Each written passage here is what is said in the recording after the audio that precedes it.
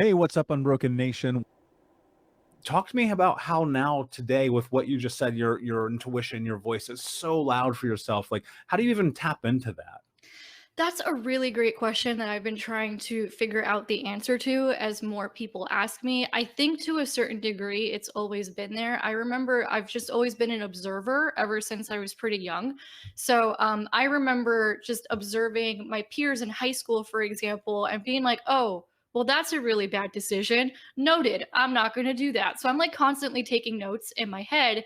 And I think what ends up happening is in the beginning, when I didn't realize I was intuitive, I just saw it as, oh, I'm observing things and then I'm picking up on patterns and then I'm making decisions that way. But as I've gotten older, and particularly with certain things that have happened, like I completely shifted business models starting in 2017, partially because I had an intuitive hit that was like, oh, we are overdue for a crisis and your current business would not survive it. There was no rhyme or reason for this. There was no like, I mean, I was in finance and people are always talking about in my first business and people are always talking about a crisis in finance, but there was no reason for me to really believe that. Or maybe a month prior to, or not a month, a year prior to the pandemic coming, I actually moved out of my condo in Miami and moved back home. I had to move. There were a lot of construction issues in the condo, and now with what just happened in Miami with condos, I was like, good move, getting out of there. But there were just lots of issues, and I was like, I'm out of here. And I went back home, and part of the reason why I went back home was because there was again an intuitive hit that was like, something's coming, and when it comes, this is where you're going to want to be. And it was just a voice. A year later, we have the pandemic, and it's true. This is exactly where I wanted to be, not holed up in a condo. And then, in addition to that, when I hired Xenia, who you met, I had this crazy sense of urgency when I hired her. I was like, I hired her at the end of 2018, and she was my first employee, which was already like a huge leap for me from my first business. And I was like, we got to get these systems figured out. We got to get this foundation figured out. It was so urgent. It was so like, we have maybe 18 months. 18 months is what we got. Right. And lo and behold, within 18 months, most of the systems and the structures were already taken care of. So when the craziness of 2020 happened, the avalanche that came to us in terms of like business and then also the fires we had to put out at the same time, at least our systems were good. So now my team comes to me and they're like, okay, when Amanda gets on one of these kicks where she just gets a hit, we're just going to follow her because she's always right. And then other things have happened, like clients have come to me.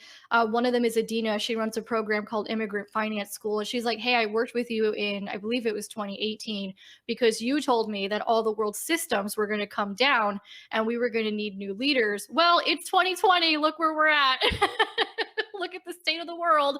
And I was like, I don't remember saying that, but I'm not surprised I said it. Or I had another client who's like, I used to have a column at Inc. And they came to me and they were like, hey, so remember when you wrote this whole article back in 2017 exposing the coaching industry for all the fuckery going on and how it was going to get exposed? Here we are in 2020 and 2021. So I was like, dang, there is something here.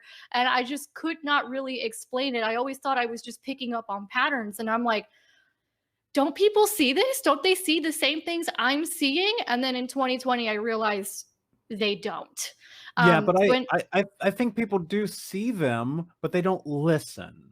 maybe So that's it. so Yes. so have you always been a person that has listened to their gut, to their intuition, or did you have to? For me, I literally have to force it, like, because I was so used to not doing that, where not listening was kind of the precursor for everything. And so listening became new over the course of the last 7, 8, 9, 10 years. Have you always been able to listen to your intuition, or do you have to train this? I think I had to train it. I think it was always there, and I think we all always have it. Like I mentioned, I was a really good observer when I was a kid, and I would take diligent notes, right, based on what other people were doing. But I will definitely say, like, as a young adult, I definitely did not listen. I did not good things as a young adult because I was not listening to myself and put myself in precarious situations. But I will say, I think my saving grace in a weird way is I got my dark night of the soul a little early in life. I was 21. And basically, I got really, really sick in college. And now, in retrospect, I realize it's because I had been dealing with depression for a long time. I'd been dealing with anxiety for a long time. I was angry over a lot of things that had happened in my life. I was also dealing with grief and loss of a family member. And I was not paying attention to any of that. I was just ignoring it, still high functioning, still doing whatever. And then shortly after turning 21, I got really, really sick. And it was to the point where I had to take a medical leave of absence from school. So I actually did half of my senior year of college from bed at home on a medical leave of absence. And when that happened, it started triggering a lot of panic attacks. Like a lot. Like I was terrified of just going to sleep at night and even putting my head down because that's when the attacks would start. And it was to the point when I did go back to school because I had to go back at some point and finish off my last semester. The only way I could finish was with anxiety medication. I couldn't get through. And then that set me off on a journey to kind of figure out what the hell was going on. Like, why am I feeling this way? Why has no one taught me how to deal with my emotions? What is going on here? And then that led me toward a path of, personal development, yoga, meditation, I think has been the big thing for learning how to listen to myself.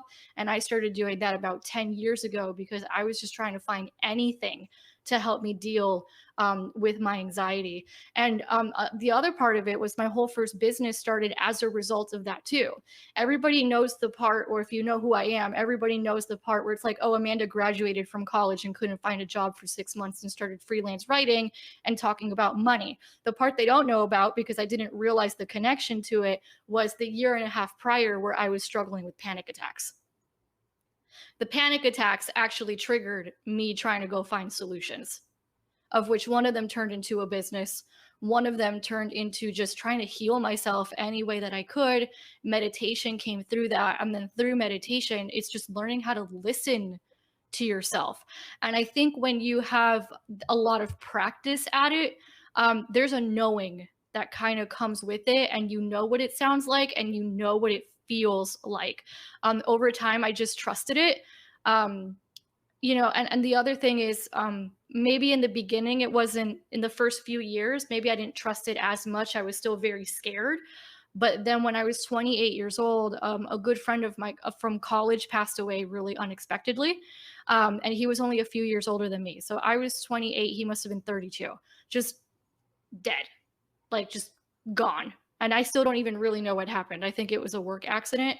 And I just had this moment where I was like, holy shit, you're going to die someday. Like, we're all going to die someday. And I don't mean to like get morbid, but it's more like that urgency came in of, you have to listen to this voice. You have to at least try.